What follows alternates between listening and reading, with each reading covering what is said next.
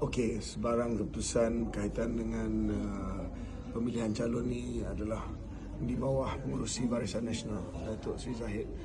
Jadi kita jangan mendahuluilah keputusan daripada pucuk pimpinan. Tapi saya secara peribadi saya lebih suka jadi jentera biasa untuk pilihan raya Negeri Sembilan ni, bukan calon, just to campaign.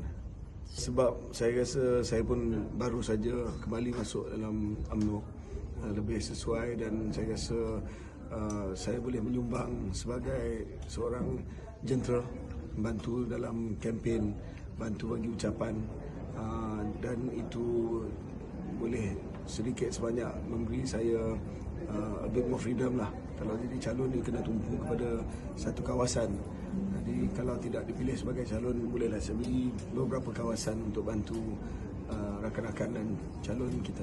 Tapi kita serah pada pucuk pimpinan. Tapi kalau ikut saya lebih suka membantu sebagai jentera. Parlimen is lama lagi. Kita saya rasa tahun depan baru kita berdepan dengan PRU. So too early to speculate. But for Negeri Sembilan, saya nak jadi apa? Saya nak menyumbang sebagai seorang sebahagian daripada jentera.